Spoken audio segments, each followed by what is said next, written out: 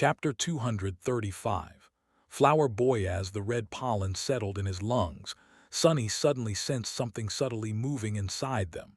Then, a wave of excruciating pain pierced his chest. With a loud scream, he fell to his knees and grabbed at the puppeteer's shroud. A stream of blood escaped from his mouth and splashed on the ancient stone. In it, tiny blooms were sprouting roots, greedily drinking the crimson liquid and growing with visible speed. Looking at them with dark resentment, Sonny gritted his teeth and slowly stood up. By the time he straightened his back, the pain had subsided a little. The bloodthirsty flowers were already turning black and dying, destroyed by the odd blessing of the blood weave. The insidious nightmare creature tried to devour him from inside, but really, it just signed its own death sentence. In a few short minutes, it would be destroyed completely by the furnace of his tenacious body. And even if some part of it survived, Neff's purifying flames were going to finish the job. Until then, he would just have to endure this torture. Come closer, you bastards. As the midnight shard appeared in his hands, another monster was already climbing onto the shoulder of the walking colossus. Lunging forward, Sonny brandished his sword and decapitated the foul creature, then kicked it in the chest to send it flying down. A moment later, he jumped back, narrowly avoiding being grabbed by another primate. Before the beast could even react, the razor-sharp takai flashed across its body, severing both of its arms. More red pollen burst into the air.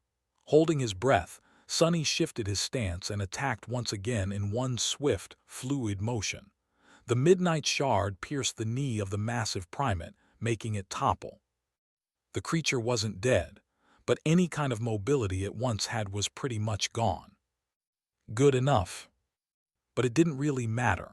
3 other monsters were already there, ready to take the fallen creature's place. And a few seconds later, there was going to be even more of them, and then even more still, until, eventually, Sonny was torn apart by the unstoppable flood of these harrowing fiends. He would have to think of something before that happened. If only I could breathe. Fighting through the excruciating pain that was tearing him from inside, Sonny grimaced and dashed forward to face the enemies. In the next minute or so, he forced himself to cut out all unnecessary thoughts, turning into a ruthless hurricane of steel. The midnight shard danced from one nightmare creature to another, piercing, slashing, and severing their rotting flesh. The air was soon obscured by a vast cloud of red pollen. At some point, Sonny gritted his teeth and disengaged from the fight, leaving a carpet of bleeding bodies in his wake. Launching himself back a few meters, he slid on the stone and left the cloud of red mist. Only then, finally, he allowed himself to draw in a deep breath. Sensing that their enemy was gone, the primates rushed forward. However, a moment later, something glistened in the mist, and a heavy triangular blade suddenly pierced the head of the leading creature. The blood flower did not react to its host being damaged and continued its lunge. But in the next second, the head of the monstrous ape was violently jerked backward, and losing balance, it fell down. The string of the prowling thorn was coiled around the support pillars of the makeshift battlement, creating an invisible trap. By moving forward with the kunai still stuck in its skull, the unfortunate creature pulled the string taut, causing an invisible net to rise into the air. Entangled in it, 6 creatures tumbled to the ground, blocking the others from pursuing Sonny. Neither the battlement nor the invisible string were going to last long, but at least it bought him a few seconds. You have slain an awakened monster, blood flower. Your shadow is finally... The nightmare creature in his lungs was finally dead. Spitting out a mouthful of blood, Sonny groaned, wiped his lips and glanced back. What he saw made him curse. The group of monstrous primates climbing the back of the colossus was about to reach the collar of the stone tunic. Sonny was about to be surrounded, and he was all out of ideas. If I die today, I am at least going to drag as many of you as possible with me into a deeper, darker hell. Prepare yourselves, gangrels." Lunging forward, he ran on the narrow stone path and got to the middle of the giant's back just in time to collide with the first of the advancing primates, and send it flying all the way down to the distant surface of the labyrinth. Unlike the shoulder of the colossus, Sonny had no room to maneuver on the narrow path. In fact, he was having trouble simply keeping his balance due to the constant swaying. But the primates, with their wide shoulders and mighty frames, were in an even worse situation than him. On that narrow stone path, one man would be able to stop an entire army.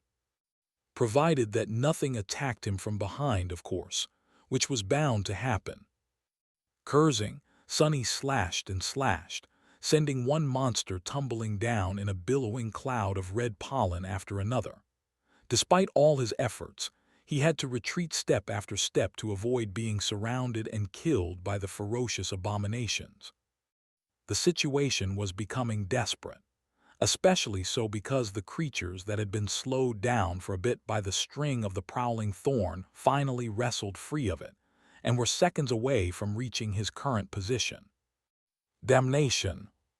Sending a primate that was facing him staggering with a devastating blow of the midnight shard, Sonny desperately spun to deflect the attack from the creature approaching him from the back. However, he was a fraction of a second too late. Realizing that he won't be able to block or dodge the paw of the monstrous ape, Sonny feverishly tried to come up with a way to minimize the damage, at least. But just as the claws of the creature were about to grab onto his neck, a swift shadow suddenly fell from the skis. Catching the primate with its sharp mandibles, one of the locusts easily tore its head off and dashed back, devouring the prey with terrifying speed as it flew. In the next moment, more flesh reavers fell from the skis, aiming at the climbing primates. The two tribes of nightmare creatures were suddenly locked in a ferocious battle, with the 6 humans hopelessly stuck in between. With his back to the stone surface of the ancient statue, Sonny stared as the two tribes of nightmare creatures clashed in a cacophony of eerie roars and rustling noises. Discovering a new target, swarming locusts swiftly fell from the skis and cut into the horde of the blood flower hosts, devouring scores of unfortunate primates in mere moments. Torn and eviscerated by the sharp mandibles, their flesh seemed to almost melt in the terrible maws of the flying abominations. However, the massive beasts were not entirely defenseless. Any locust that lingered for a fraction of a second more than it should have was immediately grabbed and torn to pieces by the powerful primates, its black blood falling like dew on the petals of the crimson flowers that grew from their rotting bodies. Some hosts even jumped off the colossus to grab onto diving reavers and tumble together to the distant ground. In just a few seconds, the surface of the ancient giant and the air around him was consumed by utter chaos. Indifferent to everything, the colossus steadily marched south. "Come to your senses." Shaking off his astonishment, Sonny swiftly finished off the primate that he had staggered a second before and pushed the heavy creature from the narrow path. Despite the fact that their enemies were now fighting each other, the pressure on the cohort did not decrease. In fact, it only grew heavier. Cursing under his breath, Sonny threw the midnight shard at another lunging monster, turned his back to the enemies, and jumped. Grabbing onto a crack in the ancient stone, he pulled his body up and nimbly scaled the neck of the ancient statue. For several seconds that seemed to last an eternity, Sonny was completely defenseless against the potential attacks by the monstrous locusts. However, to his luck, Nephis had chosen that exact moment to unleash her flames on the other side of the statue. A blinding flash of white drowned the skis for a second, confusing the reavers and buying him enough time to reach the stone platform. Climbing over its edge, Sonny rolled away and sprawled on the cold stone, trying to catch his breath. His body was in agony. The blood weave might have destroyed the flower growing in his lungs, but the damage was already done. Sonny had trouble breathing and felt bloody foam bubbling on his lips, Every time he inhaled, a sharp pain pierced his entire being. Not too terrible. Although troublesome, these wounds were not going to kill him. Sleepers healed better and faster than mundane humans, and Sonny in particular was also transformed by the drop of Weaver's ichor, making him much tougher and harder to kill than most. Sort of like a cockroach. As for the pain, he had been through worse and survived. As long as Sonny had adrenaline numbing it to some degree, he was capable of giving a fight still. Not that it would be pleasant. With a moan, Sonny picked himself up from the ground and looked around. Things were slowly turning from bad to worse. Kai was long out of arrows and had to resort to using his morbid ascended memory. Judging by how pale his face was, he had already missed a few shots, losing a lot of blood as the result. Cassie was still trying to maintain the powerful winds that slowed the attacking locusts down, but her face and hands were covered in blood. It seemed that even the powerful enchantment of her armor and the ardent protection of the quiet dancer were not enough to fully save her from harm. Effie was now fighting the flying abominations in melee, having only a fraction of a second to react every time they attacked her. Blood was streaming down her legs, her white chiton torn and soaked with it. Her bronze helmet was gone, lying shattered on the stones. Castor did not seem to be wounded, but his face was dark with exhaustion. Maintaining his incredible speed was taxing on both the mind and the body, so he would not be able to last much longer either. The Stone Saint was the Stone Saint. The taciturn shadow was covered in black blood from head to toe and completely indifferent to it, which only enhanced her dark and menacing visage. She continued to move with elegant grace, protecting the members of the cohort to the best of her ability. But she couldn't be everywhere all at once. And then there was Sonny himself, who was in the worst shape out of all of them by far. Curses! And the worst news was that now that he had to retreat back to the platform, the abominable primates were about to follow him, forcing the cohort to defend itself from two sides simultaneously. Even worse still, unlike Sonny, the other members didn't have blood weave to protect them from the red pollen. Bad, this is bad. Just as Sonny was thinking that thought, a bloodied hand suddenly appeared from the other side of the platform.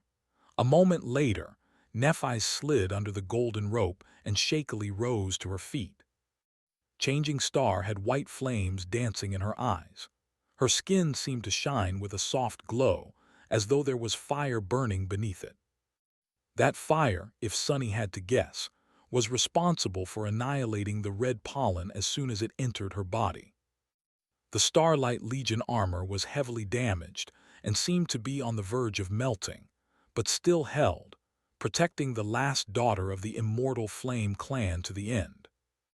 Not paying any attention to the members of the cohort, Nephi's turned her head and looked south. What is she? Before Sonny could finish the thought, he was distracted by the sight of an ugly primate head rising above the edge of the circular platform. Cursing, he grabbed a jagged piece of chitin laying nearby and shoved it into the creature's eyes, forcibly pushing it back down. At the same moment, an especially large locust suddenly fell from the sky. Batting the quiet dancer away, it dove right for Cassie. Before anyone could react, its mandibles clicked. However, instead of soft flesh, all they caught was the hard wood of the enchanted staff. The blind girl had managed to defend herself at the last moment. The impact was still strong enough to throw her far back. Nevertheless, breaking the improvised barrier with her back, Cassie screamed and slipped from the platform, plummeting down like a broken doll. No! The prowling thorn was damaged and restoring itself in the soul sea, and the golden rope was tied around the platform. He didn't know what to. As the sound of a bow clattering on the stone reached his ears, Sonny saw Kai diving down from the neck of the Colossus. Flying with incredible speed, he caught up with Cassie and grabbed her by the arm. The two of them froze in the air for a moment. absolutely defenseless against the approaching locusts. No, no, no. But the fatal attack never came. Suddenly, the cacophony of the battle died down, turning into deathly silence. Sunny blinked. Several locusts were hovering in the air mere meters away from Cassie and Kai, but they were in no hurry to devour the helpless humans. In fact, they too seemed frozen. A moment later, the locusts suddenly turned around and dashed away. In fact, the whole swarm was swiftly retreating, flying away from the stone colossus with as much speed as the gluttonous abominations could muster. It was as if they were fleeing from something. Many of the locusts were carrying dead primates in their claws. It seemed as though the reavers were the ultimate victors in this terrible battle against the monstrous apes. But Sunny was pretty sure that, soon, the whole tribe of these terrible creatures was going to have crimson blooms growing from the cracks in their chitin. Blood flowers were truly a horrifying enemy. Who knew what they would be capable of after subjugating a whole swarm of flying abominations? The more pressing question, however, was, what were the locusts running from? Sunny looked down, only to realize that the giant primates were also retreating, rushing down the body of the ancient statue in something that almost resembled panic. Then finally, he turned and looked south, following the line of changing stars' gaze. His face paled. Out there, directly in the path of the walking statue, an inconceivably vast wall of furious darkness had devoured the whole world. It was swiftly moving in their direction, bolts of lightning illuminating the raging depths of clouds almost every second. The storm was approaching. Kai landed on the stone platform, gently placing Cassie down. The blind girl was deathly pale and visibly hurt, but her life didn't seem to be in danger. The archer smiled reassuringly and gripped her shoulder. Then, just like the rest of them, he turned his head and silently looked south. A wall of impenetrable, furious darkness was approaching from there, devouring vast spans of the labyrinth with each second. To Sunny, it felt like an endless ocean of deranged shadows was rushing to drown them. The pressure he felt was almost as bad as that of the ominous Crimson Spire. The Colossus was marching toward the darkness, completely indifferent to its menacing oppression. The wind rustled Sunny's hair. In the stunned silence, Effie suddenly fell to her knees with a pained groan. Her hands were pressed against the breach in her archaic cuirass, bright blood streaming from beneath them. That sound brought everyone back to reality. With a grim expression on her face, Nephis walked over to the wounded huntress and gently placed her hands on her body. A moment later, soft white radiance shone through the cracks of Effie's armor, healing her wounds and taking the pain away. Changing Star closed her eyes and bit her lip, drops of crimson blood rolling down her ivory skin. To take away her companion's suffering, she had to endure a much more harrowing torture. Sunny coughed, bloody foam flying from his lips, and weakly lowered himself to the ground. He didn't feel too well. The wall of darkness was growing closer with every moment. The wind was picking up, whistling in the cracks of the ancient statue. It brought the smell of the sea with it. Sunny grimaced and commanded the stone saint to walk over and stand above him. "What are we going to do now?" Kai shivered, glanced at the raging wall of clouds, and said, "Climb lower. The lightning is bound to be drawn to the neck of this giant." Sunny shook his head. "We can't. The sea is going to rise, so most of the statue will be submerged underwater. We will be lucky if the waves aren't high enough to reach this platform." The archer sighed and looked down. "So then we're dead." Sunny smiled darkly. "Don't worry. Stone doesn't conduct electricity too well, so we will be safe from lightning. Most likely. What you should really be afraid of are the things that all that commotion might attract." After that, he bent over in another fit of painful coughing. That stings a little." By that time, Nephis was done healing Effie. Walking over, she kneeled and looked at Sunny. Unexpectedly, There was an expression of sincere worry on her face. Did you inhale that pollen?" Sunny tried to grin, but ended up coughing up more blood instead. "Yeah, a little, but don't fret, it's not. There are no flowers growing in my lungs anymore." Neff's face twitched, and she outstretched her hands to place them on Sunny's chest. However, he caught them in the air with his own and stopped her. Her skin was soft and cool to the touch. "Don't bother, I'll be fine. Take a look at Cassie instead." Changing Star stared at him for a few moments. Then she suddenly asked, "But doesn't it hurt?" He pushed her hands away and shook his head. "Not as bad as it's going to hurt you." Nephi's frowned. "I am used to it." Sunny looked at her for a long time, his expression hard to read. Then he said evenly, "I know, but I don't want you to be used to it. You shouldn't be, especially not on my account." The weight of the things he left unsaid hung between them for a few moments. Nephi's tilted her head slightly, then turned away. Finally, she sighed, lingered for a few seconds, and walked away without saying another word. Sunny lowered his head and remained motionless for a while. It's better this way. Being afraid of pain was the most human emotion there was. He couldn't help but feel that every time Nephi silently endured the terrifying torture of her flaw, a part of her humanity was burned away by the merciless purity of the radiant white flames. He didn't want to see it happen.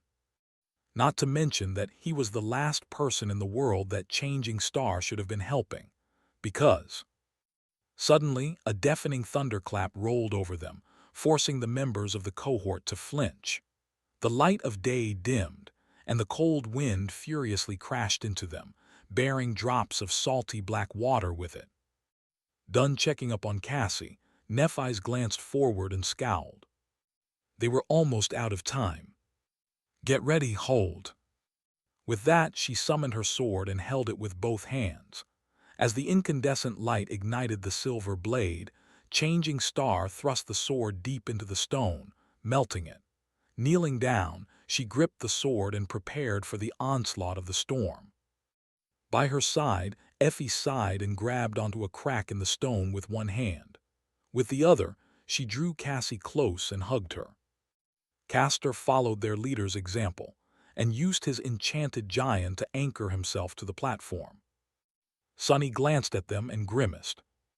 Standing above him, the stone saint discarded her shield and lowered one shoulder, preparing to withstand the hurricane winds. Without anything better to hold onto, Sunny hugged the thigh of his shadow and closed his eyes, embarrassed by the indignity. Before he could really revel in it, though, something plopped on the ground near him. Opening one eye, Sunny was surprised to see Kai. What are you doing here?" The archer smiled with embarrassment and coughed. Well, you see, I don't have a sword that can cut stone or Herculean strength, so mind if I hold onto the other thigh of your beautiful stone companion." Sunny glared at him for a couple of seconds and then scoffed. "Fine, whatever, just don't grab onto me by mistake." As the endless wall of darkness approached, the headless colossus steadily walked forward and then dove straight into the furious embrace of the harrowing storm. A stray drop of rain fell on Sunny's cheek. The howling of the wind grew louder. A moment later, the whole world suddenly darkened, and he was assaulted by a furious gale.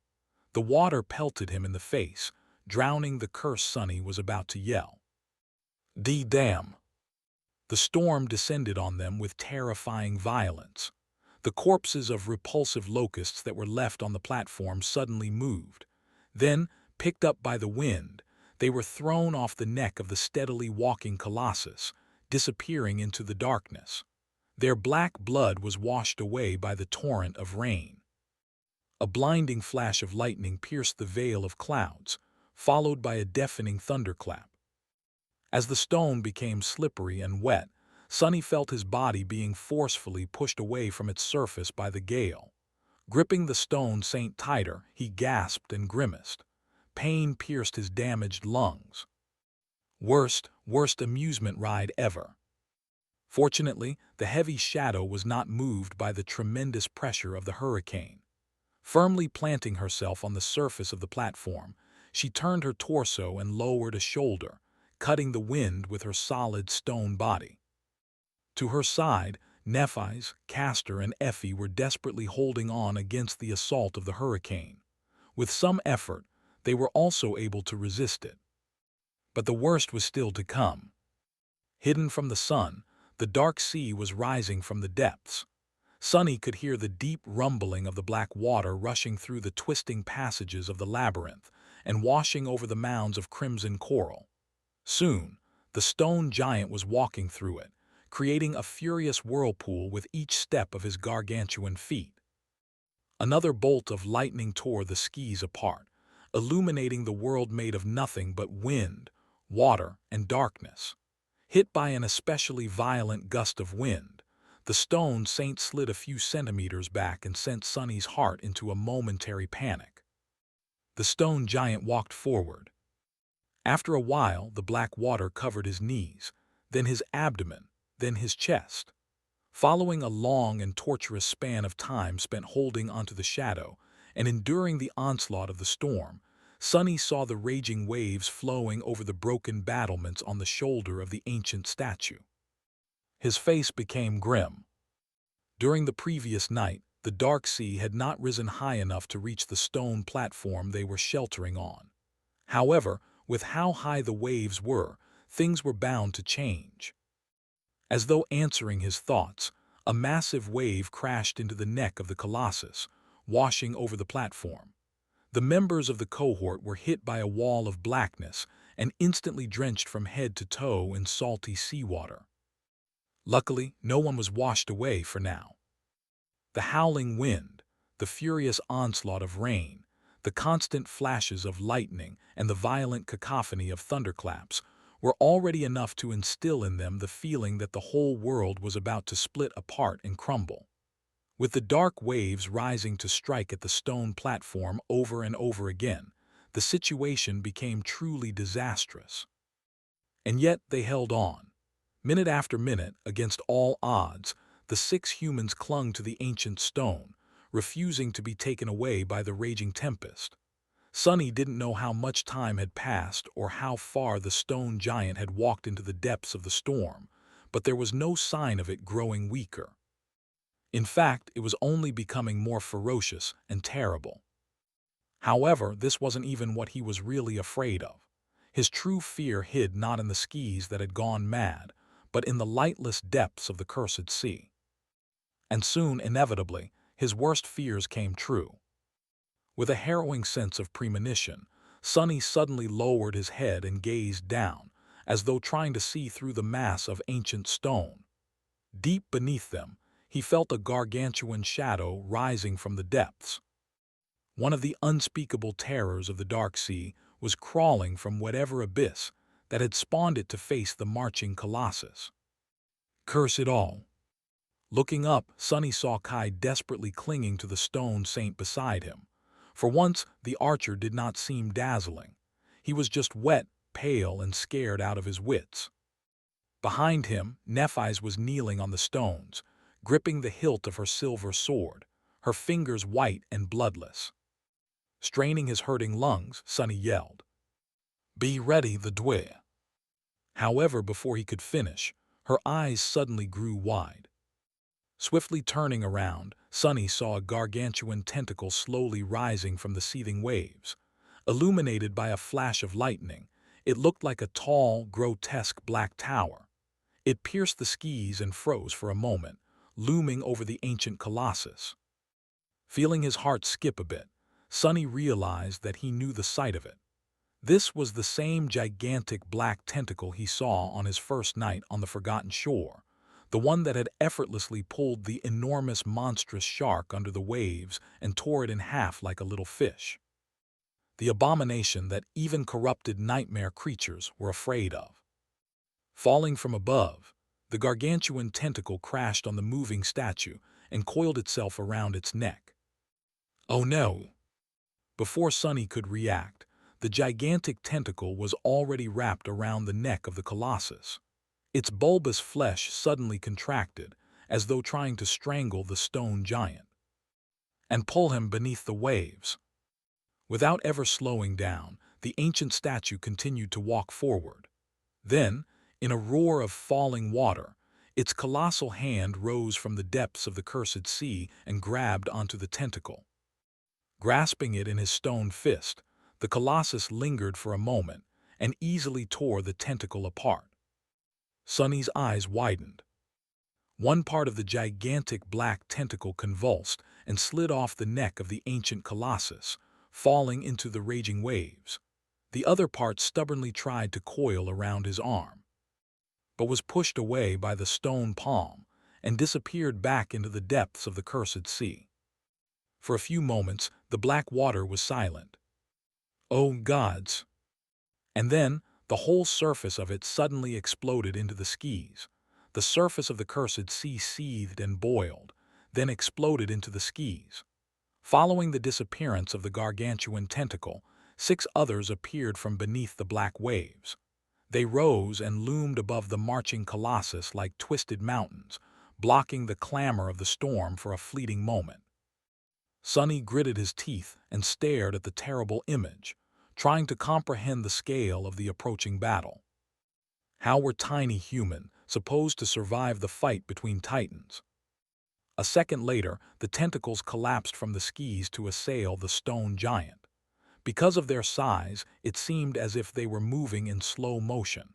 However, Sunny knew that it was just an illusion. 4 of the arms of the unseen Leviathan submerged back under the water to coil around the legs and the torso of the colossus, while 2 remaining ones slithered toward his hand. The ancient statue continued to walk south, seemingly unperturbed by the furious assault of the terrifying dweller of the depths. It batted one of the tentacles away and allowed the other to wrap around its wrist. Hold fast. Sunny didn't register whose shout that was, but followed the advice and grabbed onto the stone saint even tighter. Curse it all! In the furious roar of thunder and blinding lightning, the stone giant suddenly staggered and slightly careened to the side. The tentacle that was coiled around his wrist had tensed, trying to pull the hand down. The power hiding in its black, oily, bulbous flesh was so harrowing that several cracks appeared on the surface of the ancient stone. It almost looked as though the wrist of the colossus was going to snap and explode into a torrent of shards. Instead, the giant turned his palm and grasped the tentacle, then squeezed it in an obliterating grip. The tentacle was trying to crush the ancient stone while being crushed in the fist of the stone giant in return. For a few moments, it wasn't clear which creature was more devastatingly powerful. But then the fingers of the colossus slowly submerged into the black flesh, sending rivers of dark, fetid blood spilling down into the sea. Soon, the tentacle was torn to shreds and had to retreat. However, the other 5 were already attacking the colossus from below. Sunny couldn't see through the black waters of the cursed sea, but he could vividly imagine 2 of them coiling around the legs of the ancient statue, 2 wrapping around its torso, and another one holding down the hand and the mason's hammer. Whatever the gigantic tentacles were doing seemed to have worked. The pace of the walking statue slowed, as if it had to struggle against an unimaginable weight that was dragging it back. The colossus staggered once more, then suddenly lurched forward and finally stopped. Not good. Through the soles of his feet, Sunny could feel the vibrations running through the ancient stone. The giant was trembling, as if straining to move his colossal body with all his strength. The circular platform they were hiding on slowly began to slope to the side, allowing even more waves to wash over it. The furious storm grew even stronger, as though celebrating the battle between 2 enormous creatures. The hurricane wind crushed into the cohort, pelting them with rain and seawater. The thunderclaps merged into one continuous, deafening roar, and the flashes of lightning were surrounding them like a net woven from celestial flame. Suddenly, the ancient statue shuddered and changed its angle. It was almost as if the colossus was bending his waist and leaning forward. Sonny's eyes widened. He instinctively understood what was about to happen. He wasn't the only one. As the stone saint followed his command and fell to her knees to thrust a hand into a crack in the stone, Nephi screamed, "We're going under, hold your breaths." Here we go again. In the next second, the colossus leaned forward and dove under the turbulent surface of the waves. Sonny barely had time to inhale deeply. Then, the cohort was once again in the cold embrace of the cursed sea. Only, unlike the previous day when they had to cross the canyon, this time they were being pulled deep into the void of darkness instead of across it. Feeling a powerful current rush past him, Sonny held on for his dear life and waited. If he was right about what the colossus was doing, they still had a chance to survive. As the pressure of the black water grew heavier and the cold of the lightless void seeped into his bones, the circular platform suddenly stopped and swayed lightly. Despite being submerged deep underwater, Sonny could hear a loud, indescribable sound spreading through the vast expanse of the cursed sea. Gods. Even though he knew that the gods were dead, he couldn't help but call out to them. But all that answered him was silence. Then finally, the body of the colossus swayed once more and suddenly began to move up.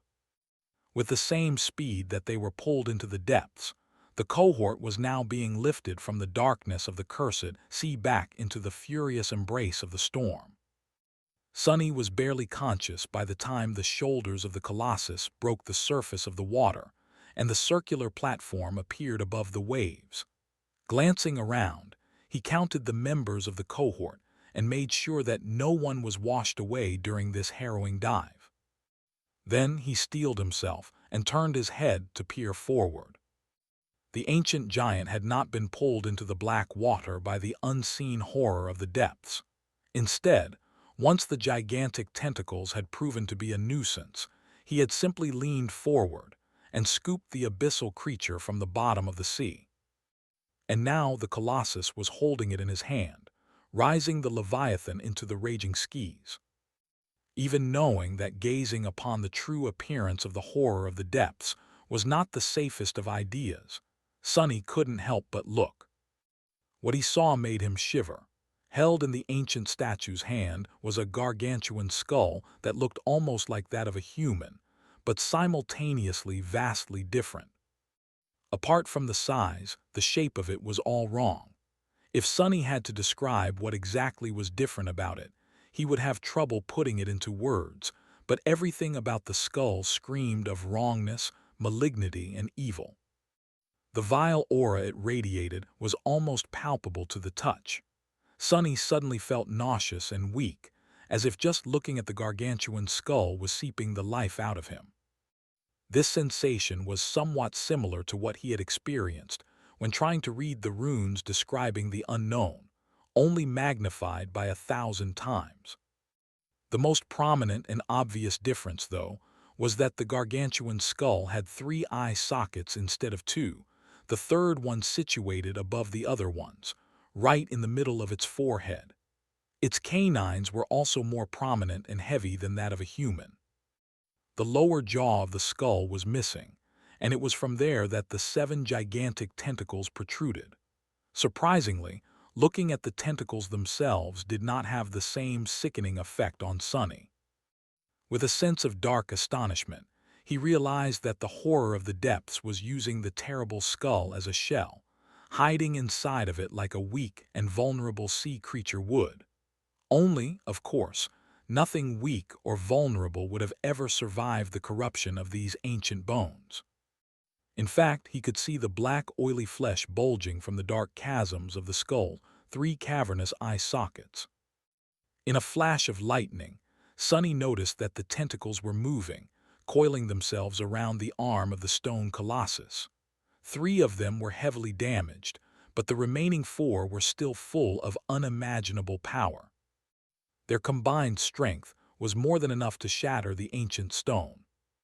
Despite the fact that his arm was already starting to crack, the colossus seemed indifferent to the devastating embrace of the abyssal creature. What is he doing?" As if answering his question, the dark sea suddenly surged and split apart, releasing the stone giant's other arm from its cold depths. With rivers of black water streaming from it, the hand of the colossus slowly rose, reaching all the way into the raging seas. The hurricane winds broke against it, powerless to move the arm of the colossus even by a centimeter. The hammer gripped in his hand was suddenly enveloped in a ghostly blue glow. No, it wasn't really a glow. There were arcs of electricity running all over its surface. They were the harbingers of. Sonny's eyes widened. In the next moment, a bolt of lightning connected the hammer to the skis, and then another and another.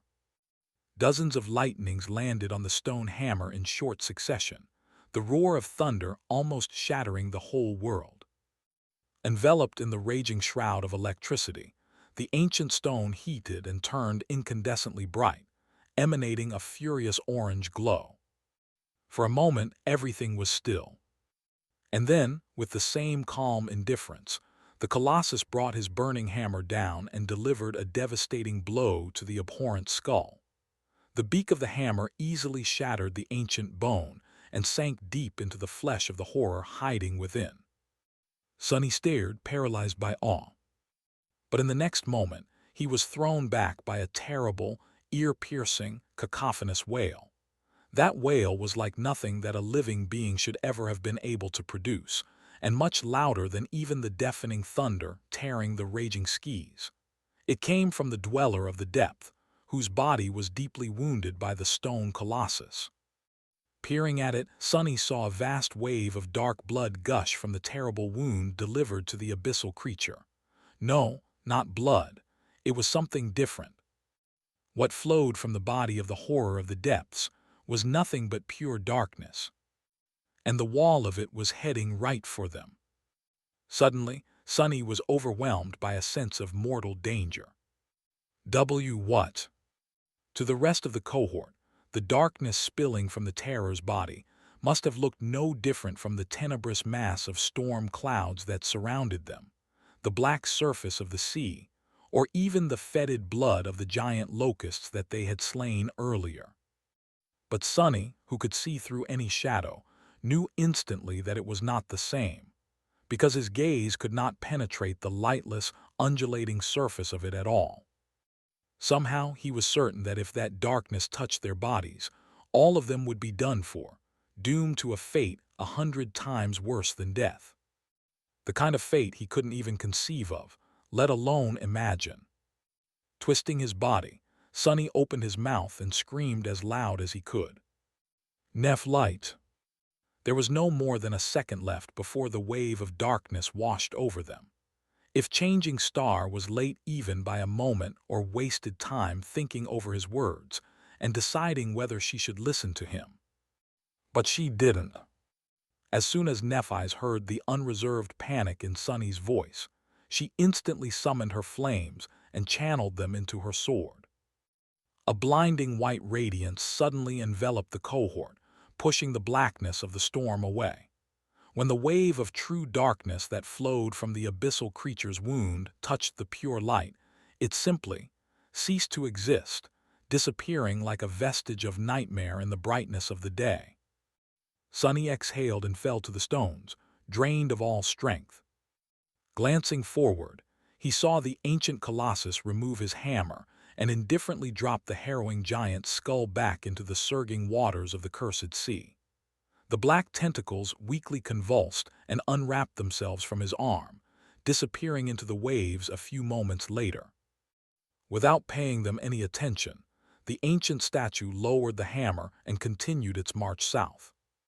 It was as if nothing had happened. Sonny gritted his teeth and gathered whatever endurance he had left to grab onto the stone saint once again. The storm was still not over. However, somehow, it didn't seem as frightening and dangerous anymore. Indeed, nothing else happened to them. Hours later, the raging winds grew weaker, and the torrent of rain slowly turned into a light drizzle. The veil of tenebrous clouds was slowly torn apart, and the rays of sunshine shone through the tears. The storm was over. Lying on the cold stone surface, Sunny stared at the sky and grimaced. Comparatively safe, my ass. As it turned out, the cohort had endured the fury of the heavens for almost an entire day. Before the storm had appeared, the night had still been far away, and now it was already a new morning. The Colossus was steadily marching south, completely unshaken by his terrifying battle with the abyssal Leviathan. Sunny was growing more and more certain that the ancient statue, while brought to a semblance of life by some unknown power, was not truly sentient. The headless giant was more like an echo than a living thing, but then even echoes seemed to possess some remnants of a personality. At least his poor scavenger had one. Quiet Dancer often behaved like a prudish and cantankerous young woman, too, no matter how strange it was to describe a flying rapier in that way. Not to mention Shadows, who were much more alive than Sunny felt comfortable admitting. Compared to all of them, the Colossus seemed rather lifeless. Just what kind of a being was he? Sprawled on the ground, Sunny glanced sideways and observed the stone saint, who was standing indifferently at the edge of the platform. He wondered what this living statue thought of her strange, colossal sibling. Was she in awe of him or didn't care one way or another? It was hard to tell, but then again, he was not in the mood to think too much right now. Sunny was truly exhausted and hurting all over. Everyone was, really.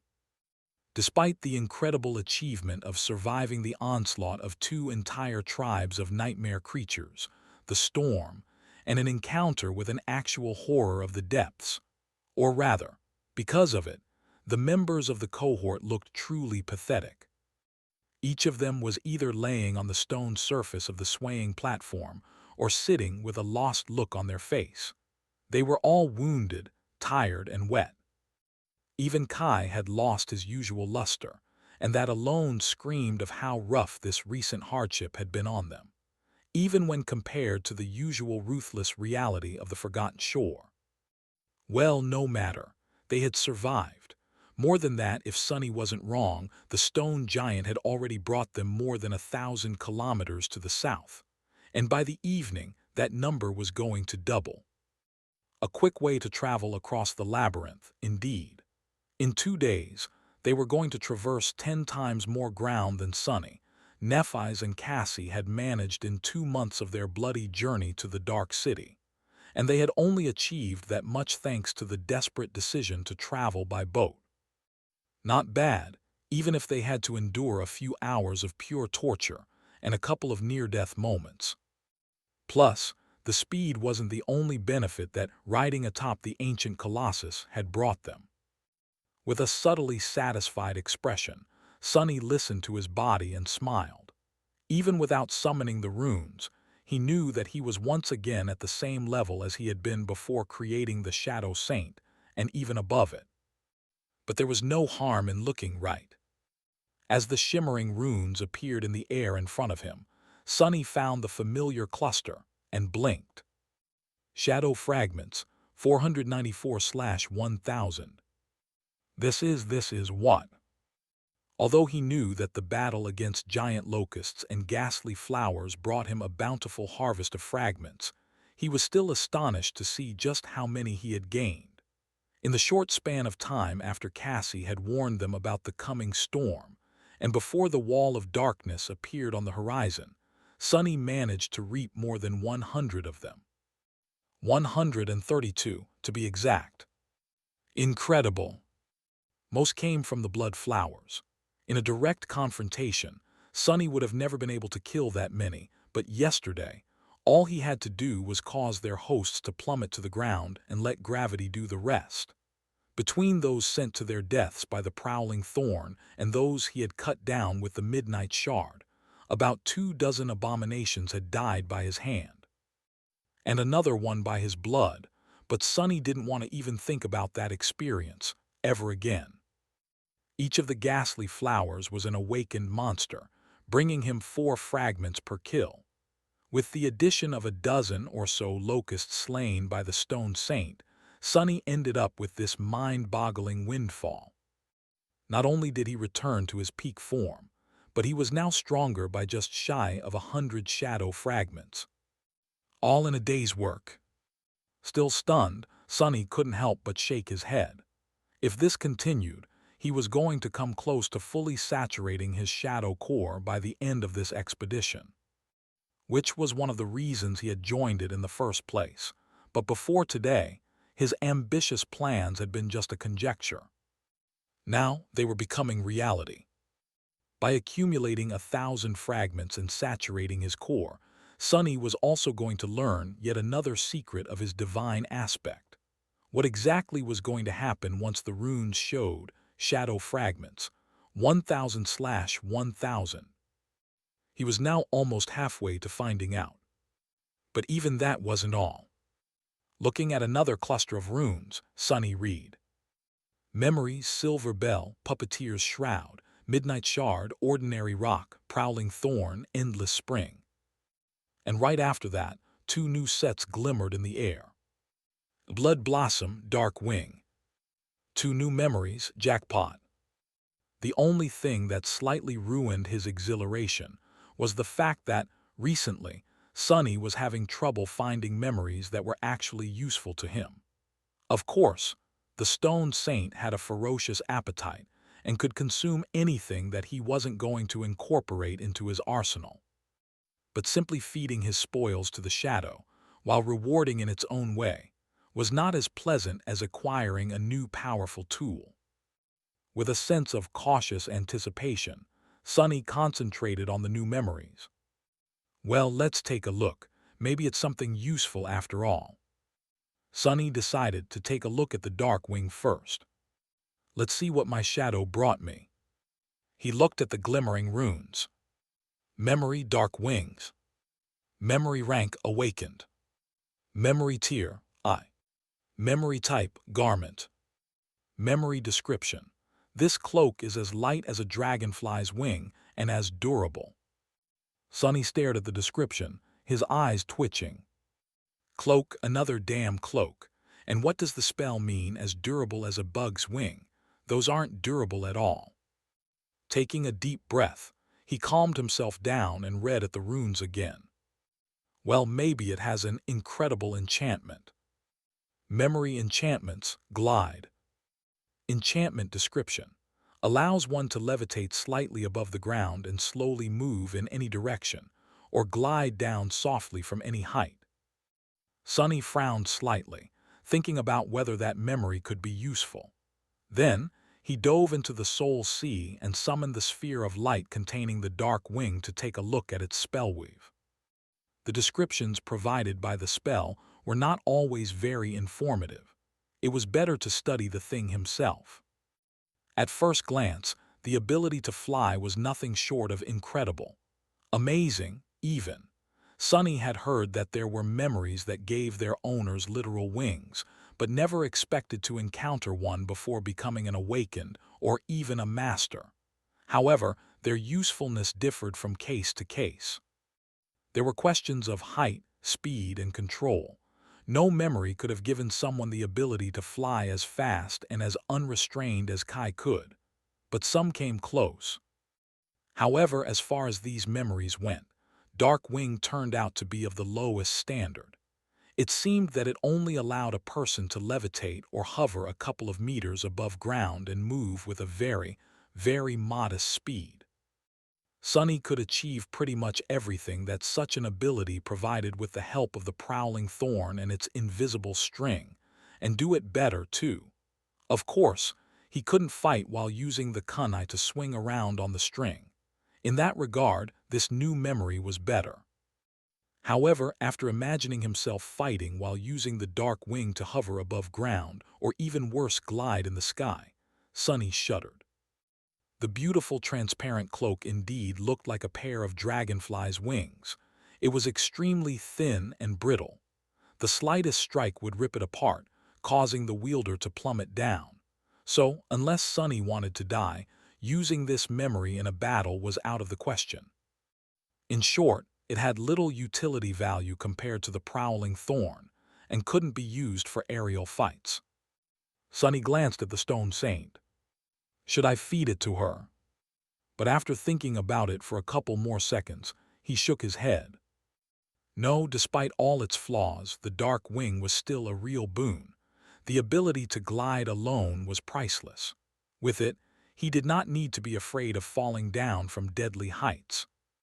Like from the height of an ancient walking colossus, for example. I'm keeping it. The thing would only give his shadow one fragment anyway. Looking up, Sonny noticed a transparent cloak that looked like a pair of dragonfly wings suddenly appear on Cassie's shoulders. The sunlight refracted through it, making the wings glimmer slightly with all the colors of the rainbow. With an expression of wonder on her face, the blind girl made the wings move.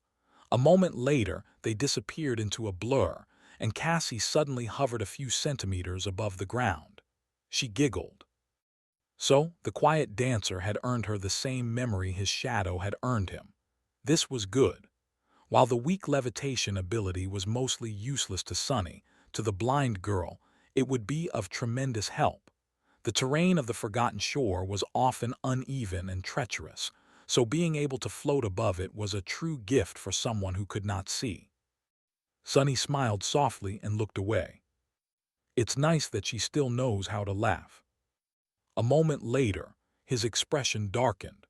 Closing his eyes, Sonny sighed heavily and turned his attention to the second memory he had gotten.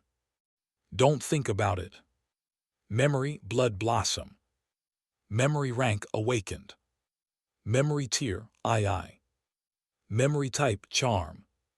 Sonny's heart skipped a bit. Charms were a rare type of memory that took the form of a small accessory, most often an amulet or a talisman. Unlike weapons, armor, and tools, they obviously had no practical value. However, charms made up for it by possessing unique and powerful enchantments. Among the elite awakened, these were the memories everyone hunted for the most. And now he got one. Please be good, please be good. Memory description. No matter how much blood was spilled, her hunger only grew. Sonny blinked. Oh, creepy. Memory enchantments, flower of evil. Enchantment description. This beautiful charm imbues all memories and echoes of its wielder. As Sonny read the description, the runes suddenly changed right before his eyes. After a moment, a new one appeared between them. This beautiful charm imbues all memories, echoes, and shadows of its wielder with an unquenching thirst for blood. They receive an overall enhancement when used against a bleeding foe, and grow more powerful the more their prey bleeds. Not even paying attention to the way, the spell changed the runes on the fly. Sonny froze. Aura, it's an aura enchantment. Aura enchantments were an extremely rare thing. Unlike the usual enchantments, they affected not only the wielder, but everything that fit their target criteria in a certain radius. No need to mention how precious such things were. And Sonny didn't just get an aura charm, but also one that provided a comprehensive augmentation to the power of all. His memories, echoes, and shadows, as long as his enemy bled. And the more they bled, the stronger that augmentation would grow. Beautiful. Sonny was so stunned that he accidentally whispered that word out loud. A moment later, he suddenly shuddered and quickly glanced around to make sure that Effie wasn't anywhere near him when he had said it. To his relief, the huntress was on the opposite side of the platform, working on the map of the Forgotten Shore. Sonny exhaled and furtively wiped the sweat off his forehead. Phew, that was close. Then a wide grin slowly appeared on his face. With a satisfied sigh, he rested his head on the stone and thought. Sorry, Saint. Today you shall remain hungry. By the middle of their second day of traveling through the labyrinth atop the ancient colossus, an ominous dark line appeared on the horizon. With every minute, it slowly grew closer. Pretty soon, Sonny was able to tell that they were headed toward a vast mountain chain. The mountains seemed to serve as a border between the Forgotten Shore and the rest of the dream realm. They were tall and jagged, piercing the skies like the fangs of a giant dragon. Their distant peaks were covered in pristine white snow and wrapped in a veil of mist that streamed into the ravines and onto the ridges below. This was the place where the first lord of the castle had disappeared all those years ago, as well as the goal of their own perilous journey. As the stone giant came closer to the mountains, Sunny finally understood just how tall, magnificent, and imposing they were. Even the Colossus himself looked like a tiny ant in front of these towering peaks. It was hard not to feel small and insignificant in their oppressive shadow. Slowly, the terrain of the labyrinth began to rise. The mounds of coral grew smaller, the distance between them increased, until finally there were as much black soil and stone outcroppings visible beneath as there were islands of vivid crimson. Finally, the blades of coral became scarce. It was as though the labyrinth was reluctant to approach the foothills of the misty mountains, or simply unable to. As the gargantuan statue approached the border of the crimson forest, its steps slowed. The Colossus seemed to be struggling to move any further. His body was slightly bent, as if he was fighting against strong wind or some invisible force that was relentlessly pulling him back into the labyrinth. Even his prodigious might was not enough to defeat the pull of the ancient curse.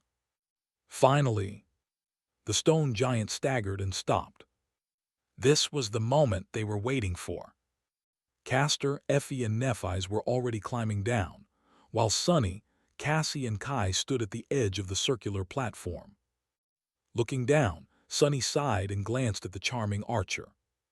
"If this doesn't work, you're going to catch me, right?" Kai raised his elegant eyebrows, then smiled at him dazzlingly. "Why, of course, it would be my pleasure." Sunny's eye twitched. Shaking his head, he summoned the dark wing and turned away. Immediately, a cloak in the shape of two transparent wings appeared on his back. If there was one thing calming Sunny down, it was that his shadow was already on the ground. He had sent it down in advance to scout out the landing zone and make sure that nothing was waiting for the members of the cohort below. The stone saint was now standing there, looking like a tiny black dot from the height of the ancient statue's neck. No sense in prolonging this. Gritting his teeth, Sunny commanded the dark wing to raise him above ground and stepped into emptiness. For a moment, he was consumed by primal fear. But then Sunny felt that instead of plummeting down to shatter on the rocks, his body was smoothly gliding through the air. He was still losing altitude, but at a safe and pleasant pace. Two transparent wings had turned into a blur behind his back. Actually, this feeling was exhilarating. Trying to keep a wide smile from appearing on his face, Sunny reminded himself how brittle his wings were and tried to control the direction of his descent. All it took was a slight shift of his posture and a mental command to the dark wing. Soon, Sunny was gliding down in a wide spiral, enjoying the feeling of wind whistling in his ears. It's a shame that others can't experience this. Initially, he was planning to take Effie on the ride of her life. With Kai and Cassie carrying the other two members of the cohort, reaching the ground would have been really easy. However, after a little bit of experimentation, they had found out that memories left behind by the terrible locusts couldn't carry too much weight. Even supporting Sunny himself was already close to the dark wing's limit. So he got to enjoy this pleasant feeling of weightlessness all by himself. After a few minutes of smooth gliding, Sunny softly landed near the stone saint and looked up. Kai and Cassie were right behind him, and slightly above, already reaching the knees of the Colossus, were the other three members of the cohort. This memory might be better than I gave it credit for. Still not usable in a battle, but very handy nevertheless. Soon, they were all reunited in the shadow of the ancient statue. A few moments later, the Colossus trembled. Slowly, it turned around and took a giant step. The ground trembled as his feet landed on it. The six humans stood silently, watching the ancient statue walk away. It was heading east, moving parallel to the impregnable wall of the Draconian mountains. Sunny suspected that the stone giant had walked all around the forgotten shore thousands of times, and now was at the start, or the end, of another loop. The stone saint was watching the headless giant walk away, too. Sunny glanced at her, wondering once again if his shadow felt something toward this enormous creature. He got a strange sensation that she did. However, it wasn't awe as Sunny had suspected. If anything, the hint of emotion hiding deep in the ruby eyes of the stone saint was that of disdain. And curious. Back at the ruined cathedral, Sunny had noticed that the Black Knight's armor bore a visible resemblance to that of his taciturn shadow. However, it didn't seem as though both came from the same source. It was more like the armor of the fallen devil was derived from that of the living statues. Almost as if someone had tried to replicate their armaments, but only managed to create a lesser facsimile. Was the stone giant the same? A failed attempt at repeating the same miraculous act of creation that had put a spark of true life into the stone saint and her brethren. There was no way to know, but still, Sunny couldn't help but wonder. Soon the ground stopped trembling, and the figure of the mechanically marching colossus disappeared into the gray fog. A few moments later, Nephi sighed and turned around to face the mountains. It was time to find a place to spend the night. Tomorrow morning, they were going to start their search for the lost expedition. This high into the foothills of the mountains, they didn't have to look long for a suitable shelter. In fact, they could have simply camped in the open. The dark sea couldn't get to them anymore. As the night descended and enveloped the world in the familiar veil of absolute darkness, Sunny volunteered to be the first one to stand watch. Gazing down the sloping surface of the rocky ground, he watched as the black water slowly rose from the distant crimson forest of the labyrinth. It crawled up the steep slope of the foothills, straining to devour as much of them as it could, but then stopped hundreds of meters away from the place where the cohort had made their camp and swayed gently, unable to move any further. Just like the headless colossus had not been able to. Looking at the powerless waves, Sunny finally allowed himself to believe that they were now outside of the forgotten shore. Or more precisely, at the very edge of it. In any case, the cursed sea was no longer a threat to them. How strange! Sunny had grown accustomed to living in the constant fear of this transient abyss. Even in the dark city, he was constantly aware of its oppressive presence. No one was free of the frightening thoughts about what would happen if the seemingly unassailable wall of the city finally gave in and fell, opening the way to the flood of darkness. But now they were safe from it. For now. With a sigh, Sunny summoned the blood blossom. An intricate pendant in the shape of a beautiful red flower soon appeared, hanging on a black thread around his neck. He admired it for a few short moments, and then hid the charm under his armor. It was better to be safe than sorry. Relaxing now was not the brightest of ideas. Yes, the dangers of the dark sea were now behind them, but he was ready to bet that actually escaping the clutches of the forgotten shore was not going to be that easy. And who said that the place beyond this desolate hell was any better? With his luck, it was only going to be worse. Consumed in thought, Sunny stared at the dark sea and waited. In the morning, the members of the cohort prepared to start the search. But before they could get to it, Nephi suddenly stopped them and peered at the towering peaks that loomed above in a veil of mist. There was a dark expression on her face. After a while, Changing Star suddenly kneeled and picked up a large rock. Straining her muscles, she crushed it in her fist and then looked at the shards with an inquisitive look. Finally, she threw the shattered pieces away and sighed. A few seconds later, Nephi spoke in a heavy tone. "I know where we are." What was that supposed to mean? Echoing his thought, Effie scoffed. "We all know where we are, Princess. The southern edge of the forgotten shore, about 2,000 kilometers away from the dark city." "No." Nephi shook her head and stood up. "I mean, I know where we are in the dream realm." Everyone froze. What did you just say? The members of the cohort stared at her with their eyes opened wide. The words "changing star" had said hit them like a bolt of lightning. She pointed at the draconian peaks and said, her voice even. "We are north of the Hollow Mountains. I am sure of it." Hollow Mountains. The name rang a bell, but Sonny couldn't quite put his finger on where exactly he had heard it. Glancing at the other members of the cohort, he noticed that everyone shared the same expression, except for Castor, who seemed to know something. His face grew pale. Nephi's lingered for a few moments, and then explained. Human sphere of influence in the dream realm is not very large, but it has been slowly expanding for the last 30 years. There are 3 great citadels, the most prosperous of which, Bastion, is ruled by the noble scions of the Valor clan, and numerous lesser ones. Then she grimaced.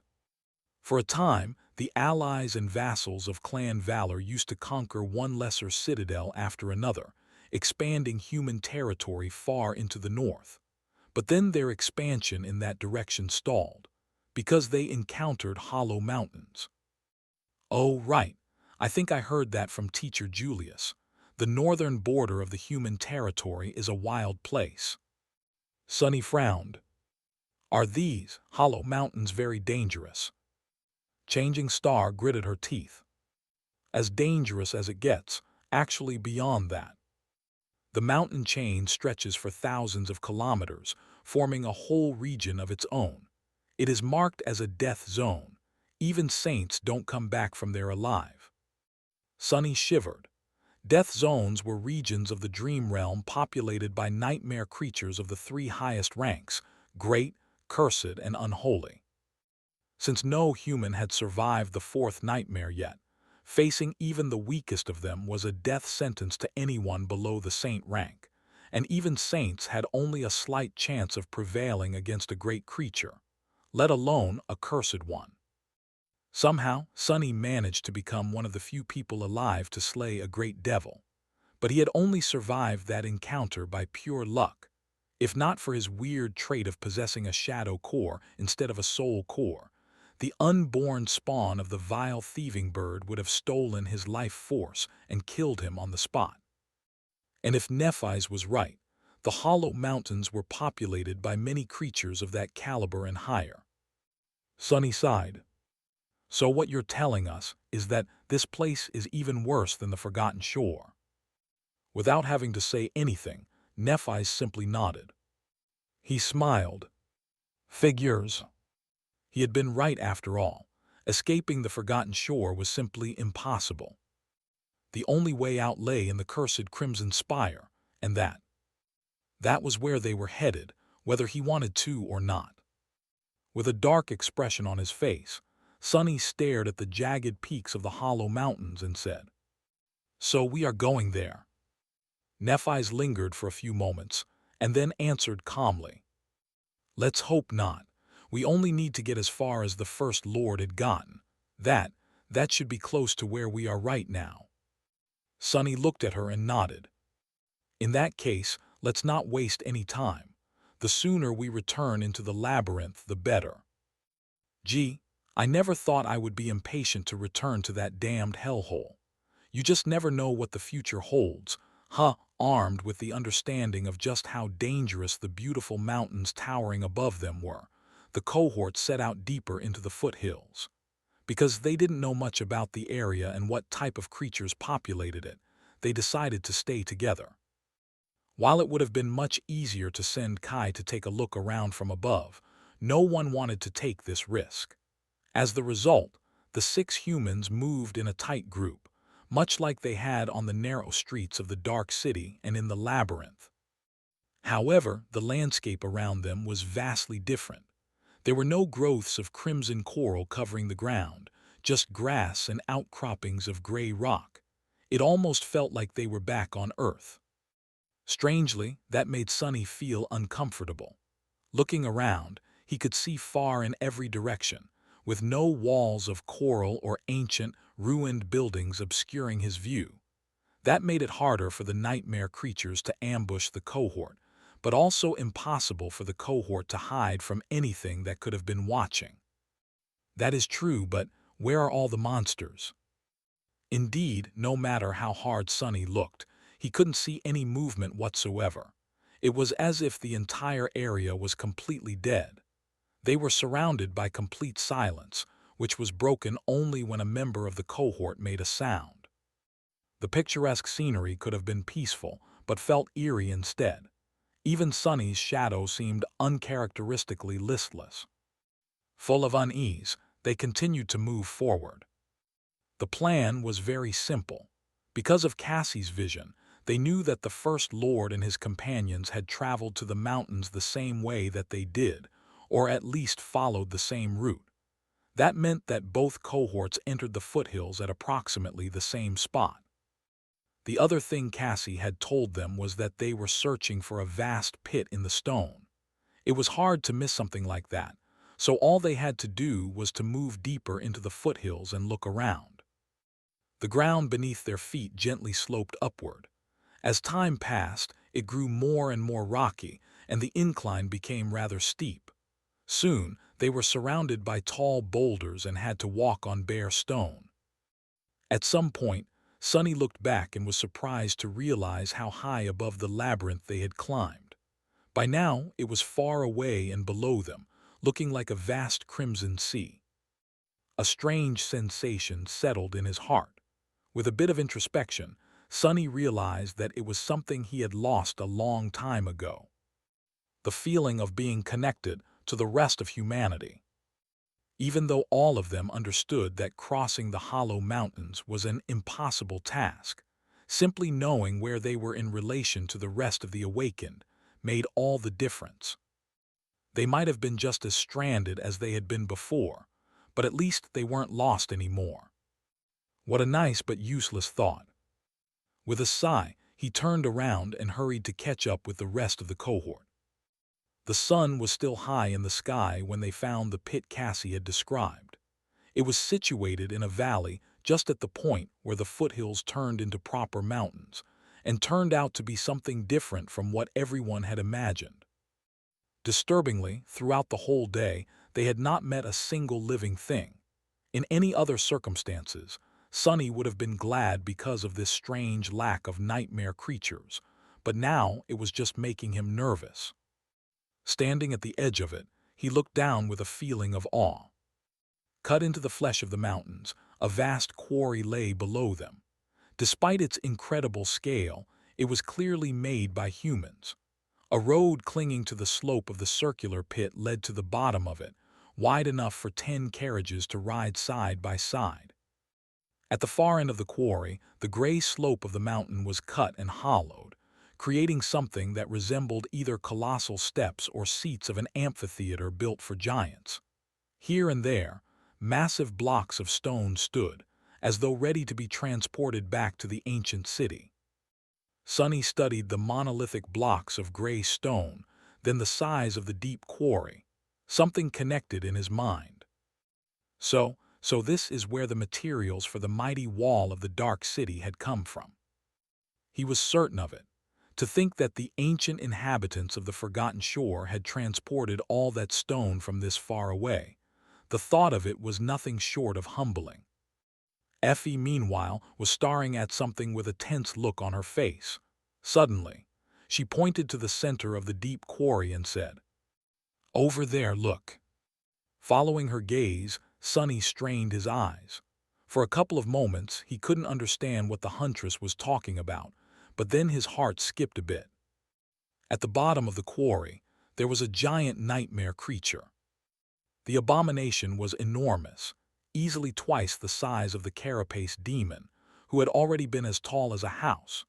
It looked like a strange insect, somewhat resembling a weird mix of a rhinoceros beetle and a praying mantis, with a smooth carapace, massive horn, and deadly blades attached to the joints of its limbs. The whole creature seemed to be made out of stone and was the same color as the floor of the quarry. In fact, if not for Effie's warning, Sonny might have not even noticed it. That flesh, however, was broken and shattered, lying in piles on the ground. The giant stone demon was dead. and from the looks of it, it died by a human hand. Sunny turned to Nephi's and hesitated for a moment. "What do you think? Those are sword cuts, aren't they?" Changing Star was silent for a bit, and then said in a dark tone, "It's hard to tell. We'll need to get closer to take a proper look." Ready for the worst, the cohort summoned their weapons and slowly moved down the wide road that led to the bottom of the quarry. From reaching the foothills of the Hollow Mountains till now, they had not met a single nightmare creature. But that was not a reason to lower their guard. Walking on the ancient path, all of them couldn't help but steal glances at the corpse of the giant stone demon, as though expecting it to come back to life and attack them at any moment. If living on the forgotten shore had taught him anything, it was to always expect the worst. Some time later, Effie spoke. "See those deep fractures on the floor of the quarry? I think that this thing had burrowed from below, so watch your step." Remembering his encounter with the rolling stone, Sunny looked down with a sour expression. That clumsy creature was more funny than dangerous, but only because its teeth were vastly outclassed by the puppeteer's shroud. If something with more bite were to ambush them from below, who knew what was going to happen? With a simple thought, Sunny summoned the stone saint and ordered her to keep close. The taciturn monster stared at the tall peaks of the Hollow Mountains for a few moments, as though subtly affected by the sight of them. Then she lowered her head and silently followed his command. After tense and exhausting half an hour of descending into the deep pit, the cohort finally got close to the remains of the giant stone insect. Cautiously stopping a few dozen meters away from it, they hesitated, not sure how to proceed. Finally, Nephi sighed and walked forward, approaching the shattered body of the dead demon, if that was what it had been or was. As their leader came close enough to the carcass to touch it with her hand, all of them held their breaths. A few seconds went by, then a few more. Nothing jumped at Changing Star from below the stones. The giant creature had not moved, nor had it shown any signs of coming back to life. The demon just lay there, its body shattered and broken, terrifying even in death. And it indeed was truly, really dead. Glancing at the indifferent saint, Sunny let out a sigh of relief. Even though he was prepared for a tough battle, he hoped that this time they would be able to avoid it. The members of the cohort had yet to fully recover from the harrowing journey atop the walking colossus, so they weren't in the best of shapes. Well, at least Sunny was not, partially because he had refused Neff's offer to vanquish his wounds with her purifying flame. They were healing fast thanks to the blood weave and the 500 shadow fragment, almost, that he had accumulated, but his body was yet to fully recover. Turning her head, Nephi's looked at them and said, "Come closer."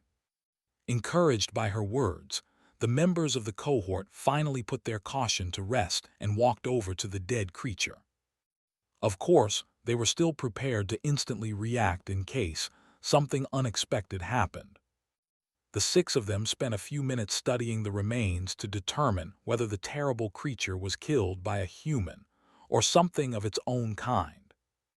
Sunny glanced at the tall mountains and spent a few seconds watching as the white mist rolled down from their peaks, flowing down the jagged slopes like a waterfall made of clouds. How beautiful! With a sigh, he turned away from the wall of mist that was still some distance away from the valley, where the quarry was situated, and concentrated on the corpse of the stone demon. Whatever had killed it was not something Sunny would wish to meet in a battle. The flesh of the creature was, indeed, made of stone. That had not stopped the fearsome attackers, however. The carapace of the giant granite abomination was shattered in many places and melted in others. But mostly it was cut and pierced. Apart from a few enormous wounds, there were numerous smaller ones, many of them looking as though they could have come from a sword, an axe, or a spear. And yet, he wasn't sure. Sunny was not really an expert in such things. However, he was an expert in all things having to do with greed and avarice. Instead of focusing on the nature of the damage done to the giant abomination, Sonny walked around and found its abdomen, which was damaged especially severely. With a reluctant sigh, he climbed atop the stone corpse, and then inside of it. The other members of the cohort stared at him, with expressions ranging from surprise to revulsion. A couple of minutes later, Sonny climbed out of the dead demon and shook off stone dust from his armor and hair. Then, he glanced at his companions and frowned. "What?" Kai stared at him with a complicated expression, and then asked, "Sonny, do you want to tell us something?" Sonny gave him a nod and grinned. "I do, actually. This thing was indeed killed by a human." The charming archer raised an eyebrow and asked in a dubious tone, "Really? How do you know?" Sonny jumped down and shrugged. "The soul shards are missing." A few moments later, an expression of understanding appeared on Kai's face. Indeed, most nightmare creatures had no use for the soul shards. Just like humans, who directly absorbed soul essence after killing one of their own kind, they fed from the kill itself, as opposed to the act of retrieving and crushing the remnants of broken soul cores. If they weren't bizarre terrors like the Soul Devourer, of course, but the chances of encountering another one of those here were rather low. It was reasonable to assume that the soul shards were removed by humans. His discovery was solid enough proof of the fact that it was indeed the First Lord's cohort that had battled and slain the terrifying creature. They had really found the signs of the lost expedition. But there was another proof for this conclusion, this one irrefutable. Nephi's, who had wandered away from the remains of the demon at some point, suddenly called them over. The members of the cohort glanced at each other, then slowly approached her, trying to understand what was it that she had found. Changing Star was standing near one of the piles of rocks that were littering the ground around the body of the dead creature, looking at it with a solemn expression. Most of them came from its shattered carapace, while some were created because the floor of the quarry was broken apart and churned during the ferocious battle. Why was Nephi so interested in that one in particular? Looking closer, Sonny suddenly realized that this pile of rocks was different from all others. It was lower, roughly oval in shape, its contour too perfect to be the result of a pure coincidence. It seemed as though each rock was painstakingly placed here by a human hand, perhaps in hopes to make the pile as orderly and sturdy as possible. Suddenly, a cold shiver ran down Sonny's spine. He finally realized what he was looking at. This was not really a pile of rocks. It was a grave. Standing around the cairn, the members of the cohort looked at it with somber expressions, except for Cassie, who turned away and faced the mountainside, as though trying to hide her emotions. Now that they knew what they were looking at, their mood suddenly became forlorn and solemn. People stranded on the forgotten shore were well acquainted with death and tragedy, but finding this lonely grave so far away from any place where another human could find it, lost under the alien gray sky of the dream realm, was still a poignant revelation. None of them had ever met the dreamers of the first cohort, but after living in the shadow of their legendary achievements and hearing stories of their deeds for so long, it felt as though this grave belonged to one of their own. Because of how bleak and tense the reality of the Bright Castle was, it was easy to forget that in this cursed world, all of them were fellow humans. But in front of the quiet grave, the truth was stark and cutting. It was them alone against the endless tide of nightmare creatures, and every human life lost diminished them all. Sonny sighed and noticed that there were words carved into one of the stones placed on top of the cairn. It took him a while to make sense of the inscription, because it wasn't written with the runes he had grown accustomed to. Instead, it was written in simple letters of the human language, which looked strange and alien in this forsaken land. Cut into the stone by unknown means, a single sentence was left behind on the otherwise unmarked grave. "Her nightmare is over." With a heavy heart, Sonny silently repeated it several times. It was strange how much meaning could be expressed with so few words. They echoed in his mind and lingered there, leaving a deep and mournful mark. Rest in peace, whoever you are. I hope that your dreams are sweet and serene now. With that, he turned away and gritted his teeth. When would their own nightmares be over? The other members of the cohort were slowly coming back from their sudden reverie. Kai sighed and looked at Changing Star, his face full of sadness. I guess this is what we've been looking for. The First Lord and his expedition definitely passed this way, but what now? Nephi's threw a last glance at the grave and turned to face the charming archer. There should be an entrance to an old mine somewhere nearby. From what Cassie had seen, this is where they went. Sonny frowned. Something in what she said made him uneasy, but why? Turning his head, he looked at Cassie, who was still silently standing a few steps away from them, her head turned to the mountains. It seemed as though the blind girl was enjoying the sight of white mist that was flowing down the mountain slope, slowly approaching the valley. She had been awfully quiet all this time. With an ominous feeling suddenly gripping his heart, Sonny gestured to Nephi's to draw her attention. Changing Star frowned, then followed his gaze and slightly changed in the face. Walking over to her friend, she carefully placed her hand on the blind girl's shoulder. Instantly, Cassie flinched and turned around, her face pale. "Oh, Cassie, did you see something?" There was an expression of terror written on the blind girl's face. For a few moments, she just breathed heavily as though trying to control herself. Finally, she spoke, her voice quiet but steady. "The mist. We must get underground before the mist comes. If not, all of us will die." Nephi's didn't waste any time questioning Cassie further. Turning around, she shouted, "Sunny Night, find the entrance to the mine, quick." A moment later, Kai rose into the air and dashed toward the giant amphitheater on the opposite side of the quarry. Sunny did not hesitate, too. His shadow detached from his feet and glided away with startling speed. Despite the urgency of the situation, he remained calm.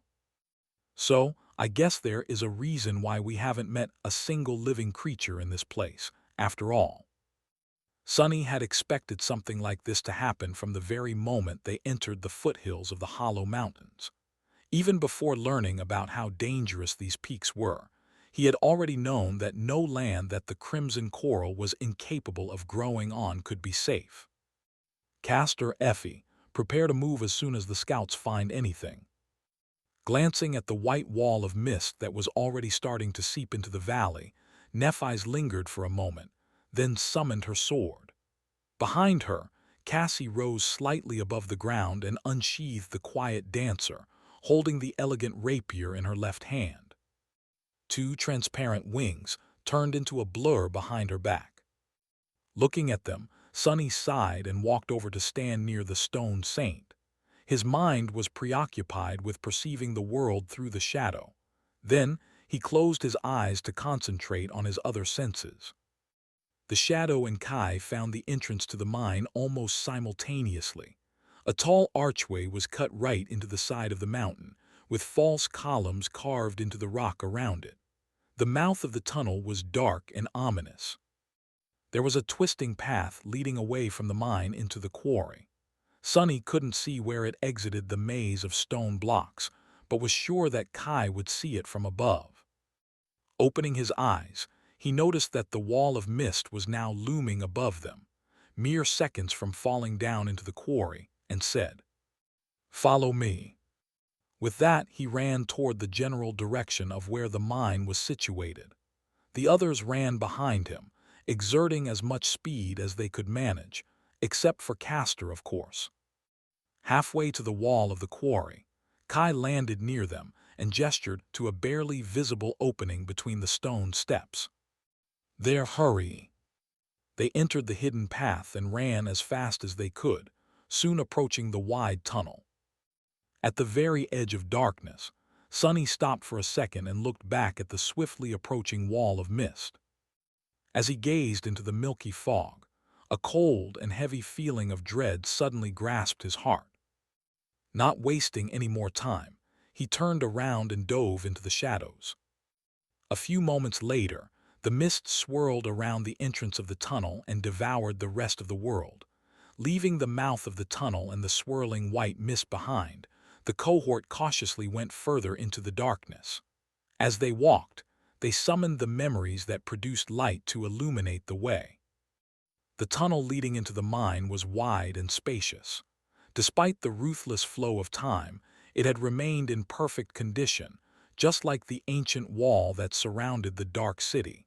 The floor was inclined and led down, deep into the belly of the mountain. Sunny sighed, not happy with the idea that they had to travel further into this deadly region of the dream realm. Who knew what horrors lived in the darkness at the roots of the hollow mountains? The only thing that consoled him was that, with some luck, the cohort wouldn't have to go too far. They just had to find the remains of the doomed expedition that had disappeared somewhere down below. He wasn't entirely comfortable hopping that those people had died sooner rather than later, but they were dead either way. What Sonny cared about the most was for him and his companions to not follow suit. Walking at the back of the party, he glanced at the 5 people in front of him. How did Changing Stars' cohort stack against that of the First Lord? Were they weaker, stronger, or just about the same?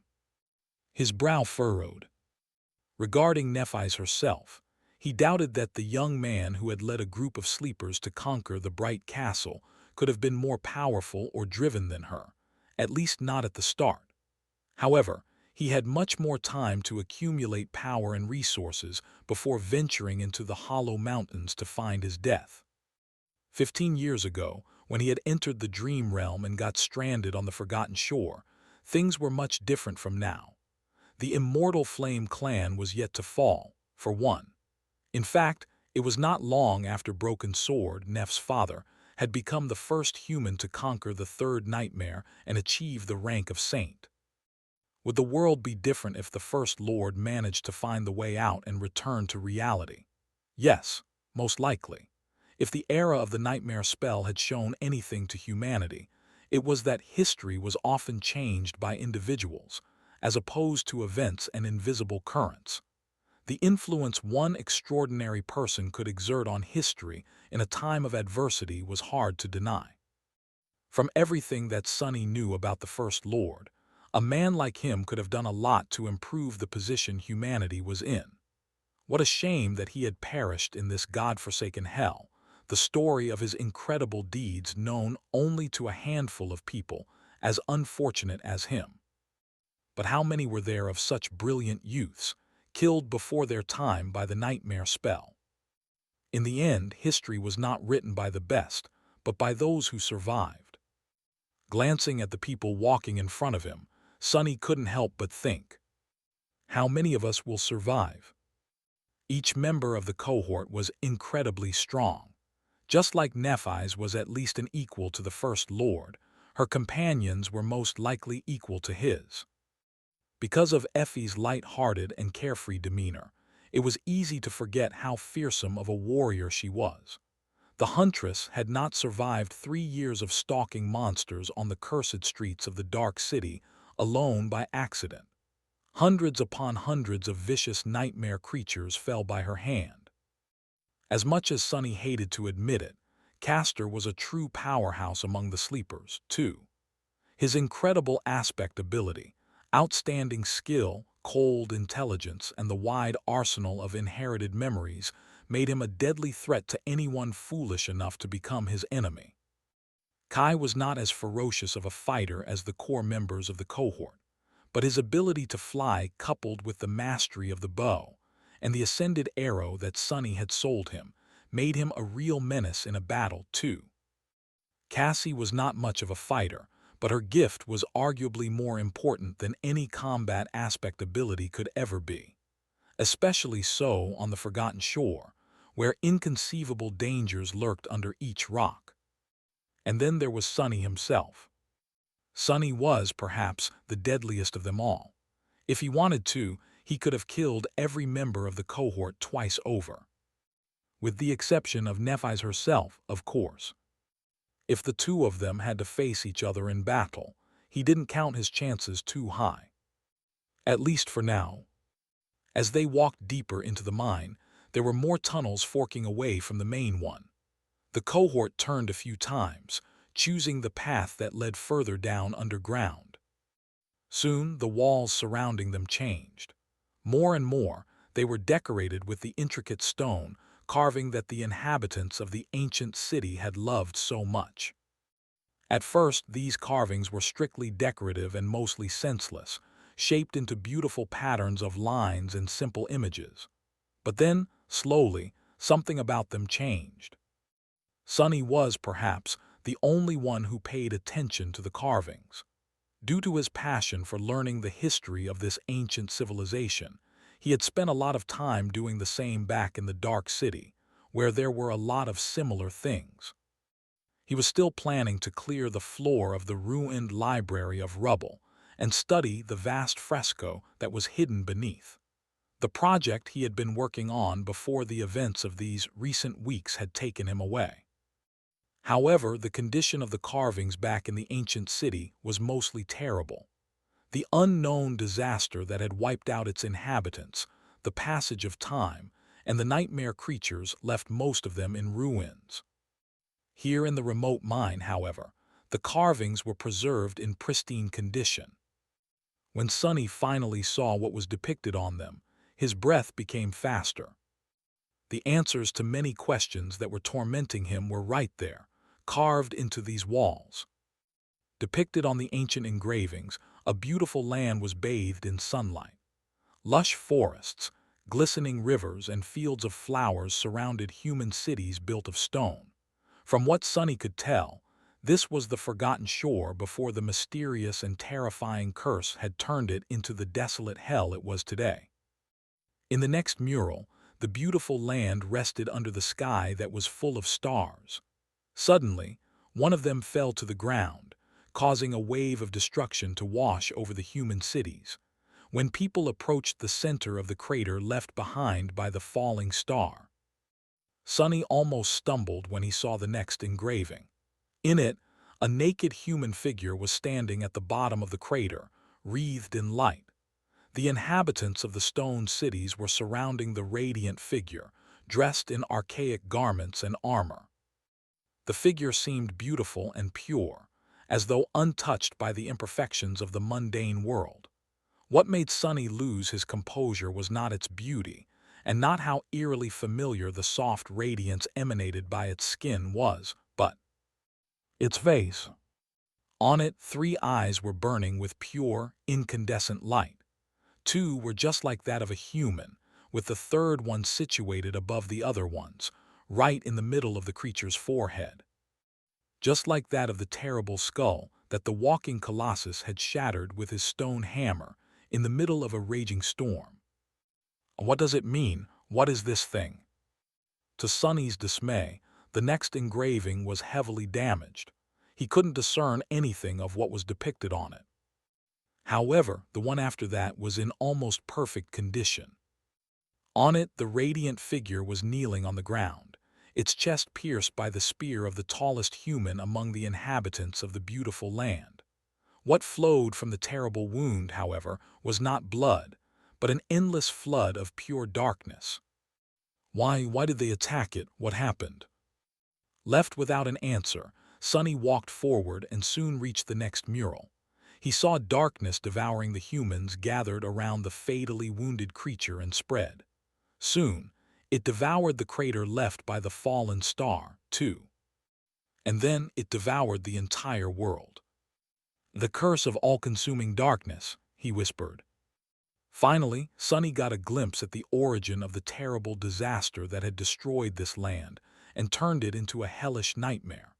Although the details of it were still unclear, one of the mysteries he had been trying to solve now had an answer. But the story told by the engravings was not yet over. Walking further into the ancient mine, Sonny learned of what had happened next. As the darkness spread across the world, it reached the skis. The stars were either devoured by it or fell down, turning the sky into a terrible, lightless abyss.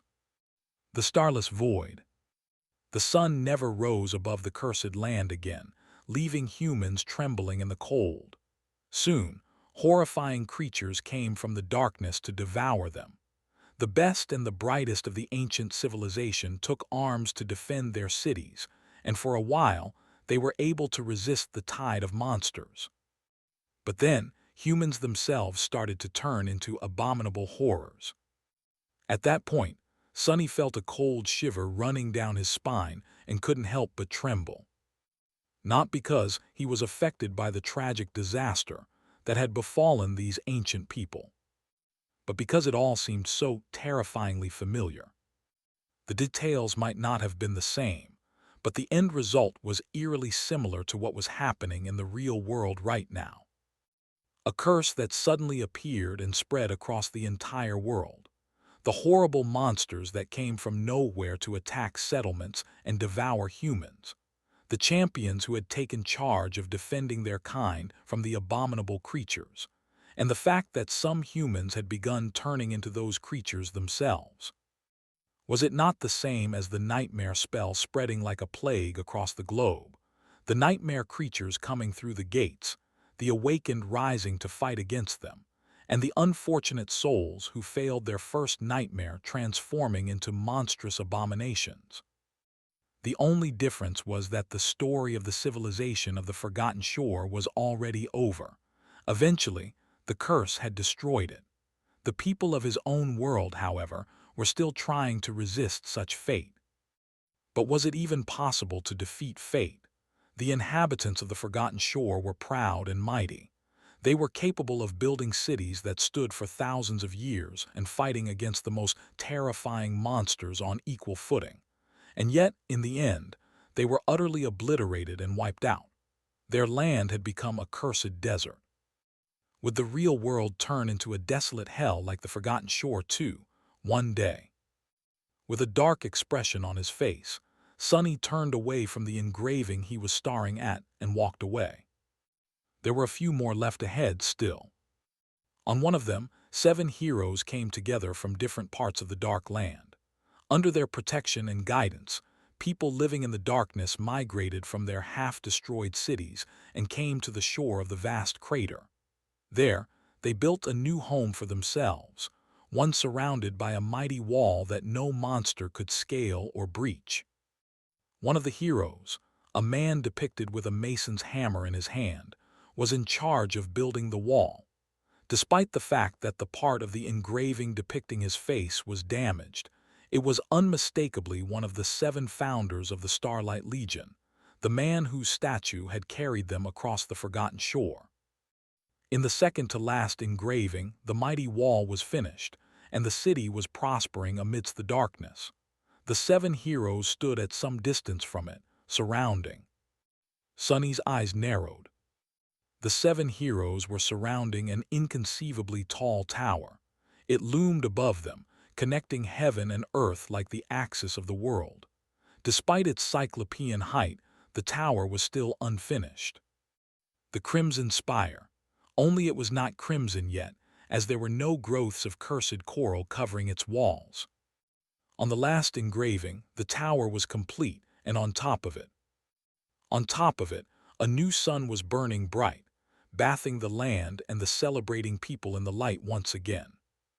The darkness was gone. Thanks for watching. Please subscribe, and like the video and comment down if anything wrong in the story, and if have any suggestion to a new novel or want next part of any series, comment down. Our target is to get 1K subscriber. There will be surprise for all of you. Stay tuned.